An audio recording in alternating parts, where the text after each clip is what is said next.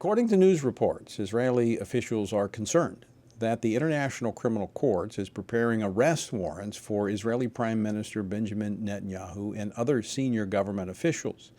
Now, if the ICC proceeds, the charges are believed to include accusations of stopping the humanitarian aid delivery to the Gaza Strip, as well as alleged harsh reaction to Hamas's attack on October the 7th. Now, what precedent would such warrants have for a democratic nation defending itself against an attack? Joining me now to discuss this and more is Carolyn Glick. She's the senior contributing editor at the Jewish News Syndicate and host of the Carolyn Glick Show on JNS. Carolyn, welcome back to Washington Watch. Always great to see you. It's great to be on your program, Tony. Thanks for having me. Before we delve into the International Criminal Court, let's talk this latest news about a ceasefire hostage release. Where does that stand? The United States is pushing very hard to get a ceasefire. They have been for quite some time. And right now, there apparently is some sort of a deal that the Egyptians are putting forward. It's not at all clear where Israel stands on this.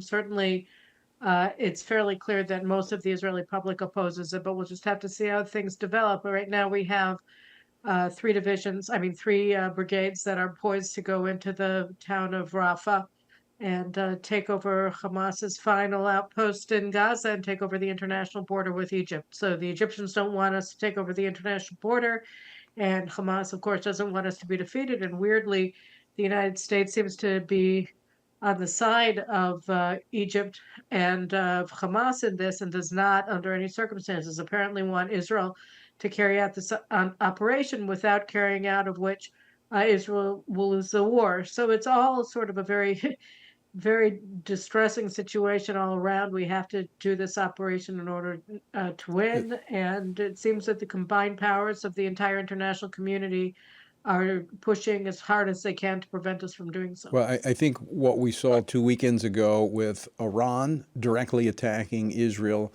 and some of them even stating that it was because of a weakness they perceived in Israel not being able to eliminate Hamas. And the Prime Minister has made this very clear. They have to eliminate Hamas and show that they are totally committed to protecting their people. Today, the State Department spokesman said they do not support, the U.S. does not support what the International Criminal Court is doing.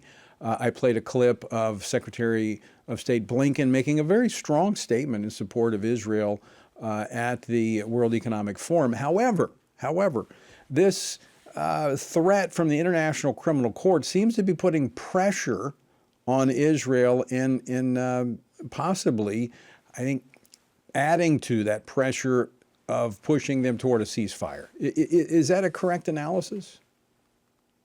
I think it's clear that the timing here is key. That again, along with all of the other things that are going on with U.S. pressure and with European pressure, UN pressure, Egyptian pressure, etc., Hamas pressure, and psychological warfare. So here you have this act by the ICC where they let it be known to the Israelis that they intend to issue international arrest warrants against our leadership, our civilian and military leadership, imminently.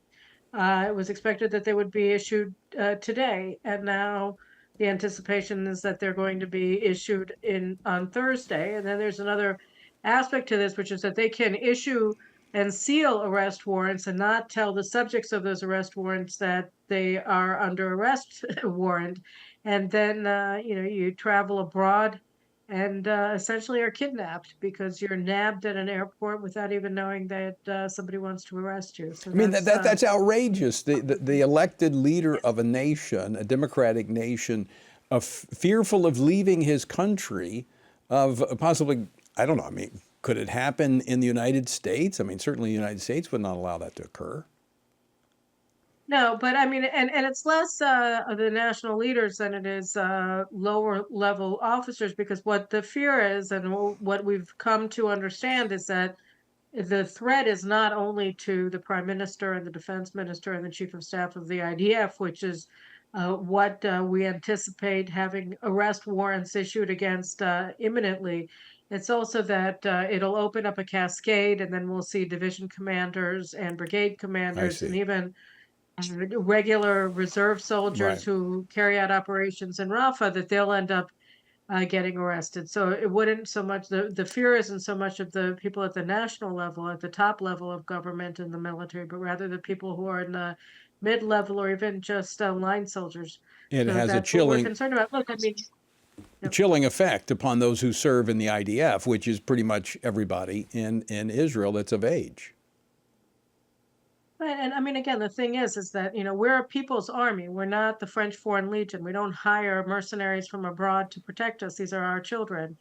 And, it's insane. We're fighting a war for our survival against genocidal terrorists who hide behind civilians and who carried out the largest terrorist attack against Israelis in history on October 7th and continue to hold 133 hostages in Gaza, both dead and alive. We don't know how many are dead and how many are alive because Hamas refuses to tell us who's alive.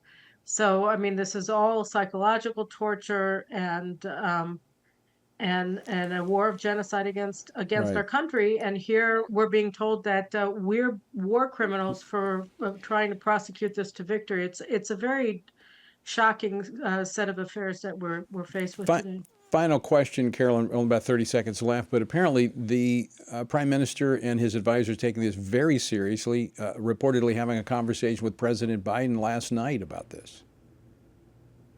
Right. I mean, look, the only person who can stop this is President Biden. President Biden stood behind the appointment of the ICC prosecutor, Karim Khan.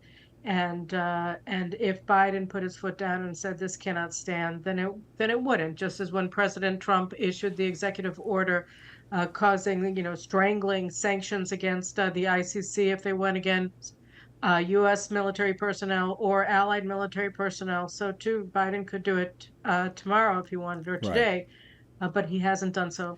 Another example where we need to stand with Israel and their right to protect themselves. Carolyn Glick, always great to hear from you and gain from your insights. Really appreciate you joining us today. Thank you very much. Thank you.